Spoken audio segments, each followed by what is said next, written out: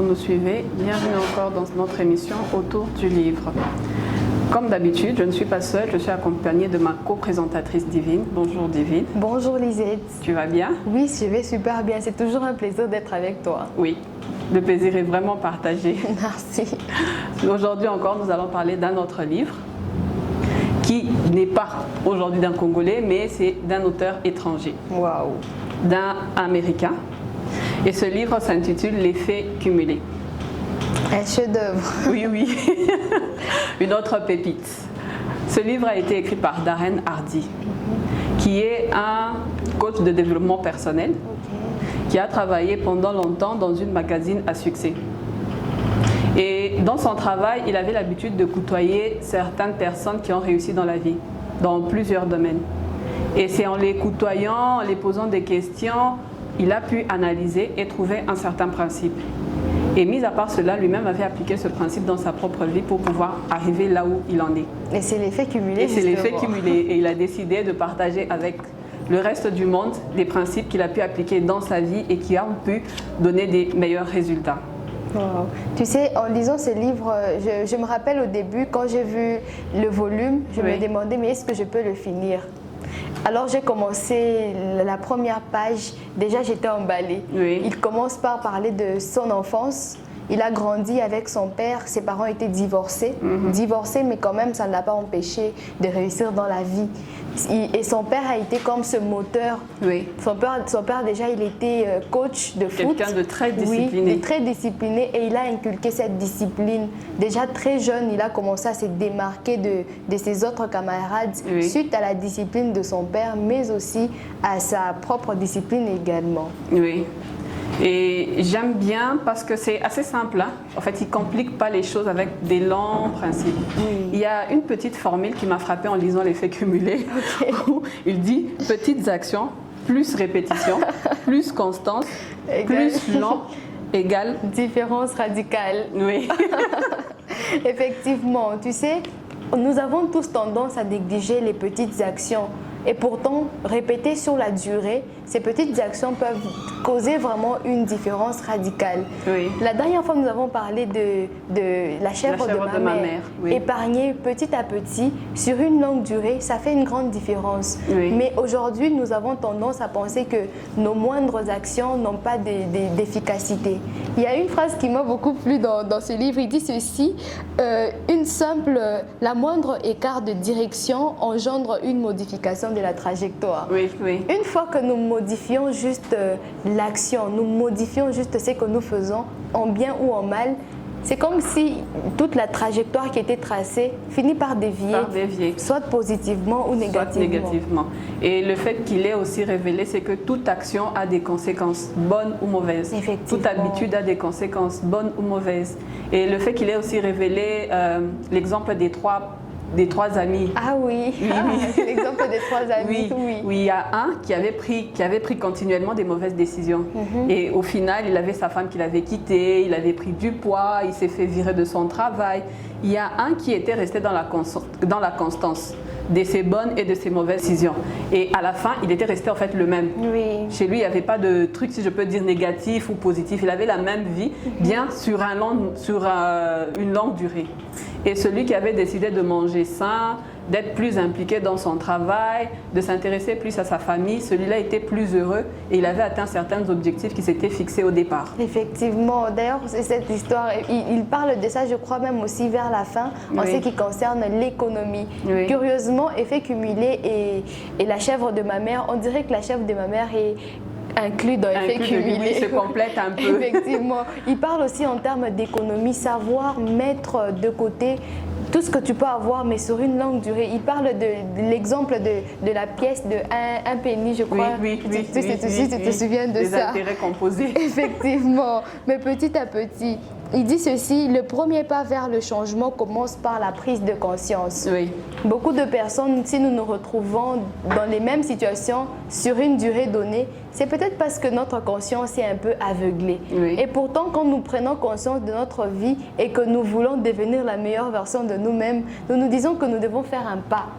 Et l'essentiel n'est pas de faire seulement les pas, mais de rester constant dans le pas que nous... longue période. Effectivement, c'est là maintenant qu'il y a beaucoup de personnes qui lâchent prise, beaucoup qui peuvent baisser les bras. Alors que non, effet cumulé, prendre pour le principe de la constance.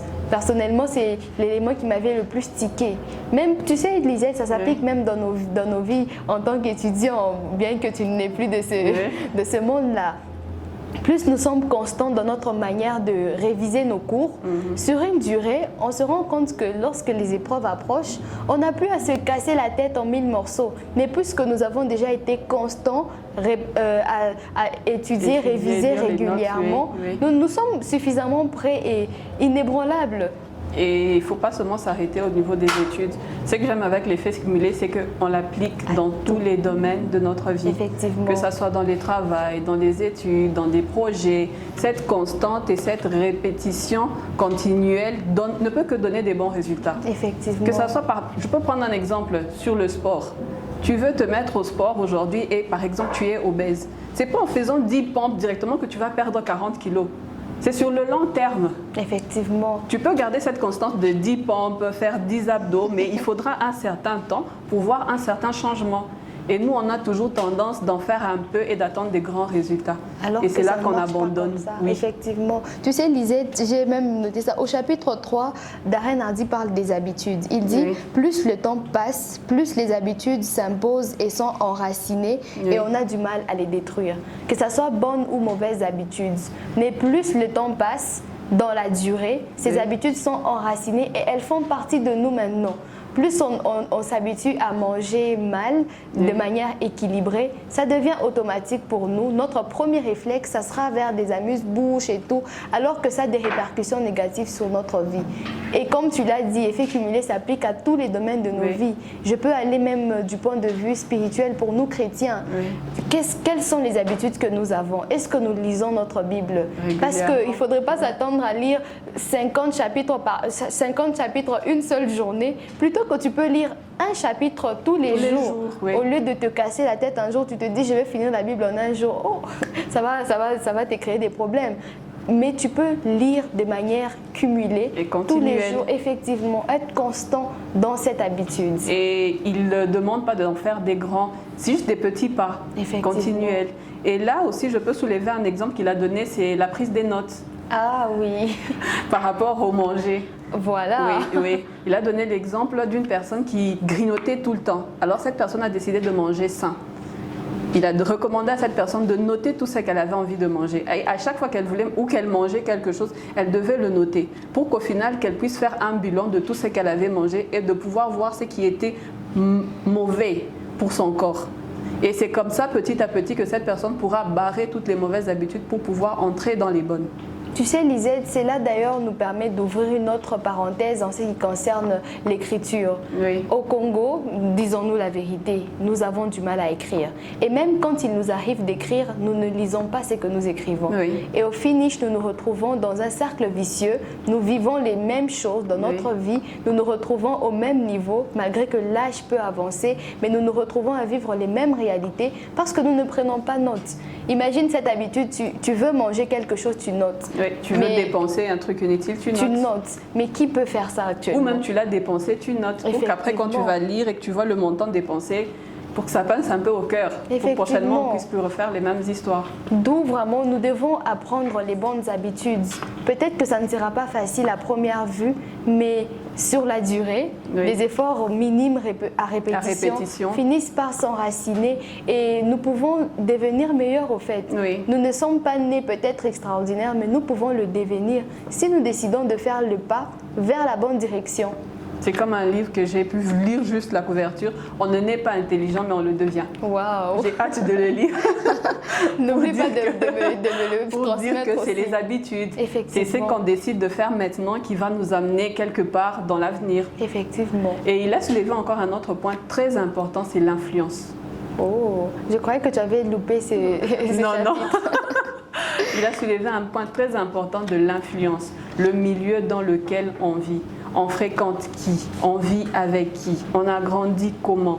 tout cela crée un environnement qui peut être favorable pour aller de l'avant ou défavorable pour nous. Effectivement, c'est là nous l'observons. D'ailleurs, tu sais, ce que j'ai constaté avec les livres, c'est que dans la majorité des livres que nous lisons, il y a certains principes bibliques que nous retrouvons dans des livres. Par exemple, avec l'influence. La Bible nous dit même que la mauvaise compagnie corrompt les bonnes mœurs. Ça ne se fait pas en un jour, mais c'est sur une durée. Nous sommes demeurés tellement avec eux que finalement, il y a des habitudes que nous perdons. Il y a des choses que nous ajoutons positivement ou négativement. Effectivement. Et tu sais, Lisette, il y a quelque chose qui m'a particulièrement touchée également dans ce livre, c'est en ce qui concerne les choix. Oui. Il dit ceci: nous naissons tous égaux sur cette terre, sans vêtements ni quoi que ce soit. Et tout ce que nous devenons n'est qu'une accumulation de nos choix. Oui, de nos choix. Les choix que nous faisons finissent finalement par nous démarquer, riches, pauvres, moyens, ainsi de suite, parce que nous avons fait une série de choix sur une durée. Oui. Et en revenant à l'influence, il a soulevé aussi par rapport à l'éducation. Il est vrai qu'aujourd'hui, dans d'autres familles, c'est les parents qui dénigrent leurs propres enfants. Et là, c'est détruire la personne déjà dès le bas âge. Cette personne va devenir adulte, mais elle n'aura jamais confiance en soi. Et il sera difficile à cette personne de faire quoi que ce soit dans sa vie.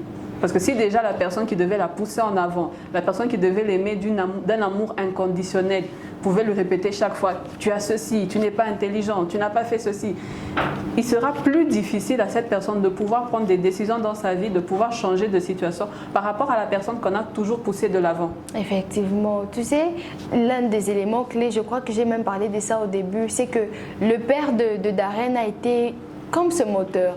Mais aujourd'hui, combien de pères sont des moteurs pour leurs enfants? C'est d'ailleurs un élément aussi important. Chers pères qui nous suivez. Pas seulement, chère mère aussi. Chère mère qui nous suivez. Il y a les frères aussi. Effectivement. Tout est interconnecté.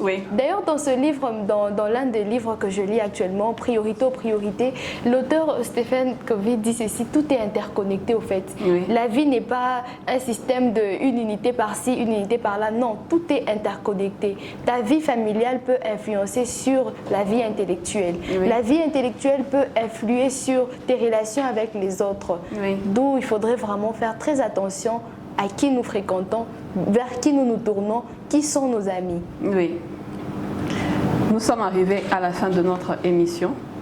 L'effet cumulé était un livre très intéressant et nous espérons qu'au travers de notre émission, vous pourrez appliquer tous ces principes dans votre vie et que ces principes pourront vous sortir d'une situation X à une situation Y. Merci de nous avoir suivis. C'était Lisette et Divine et à la prochaine.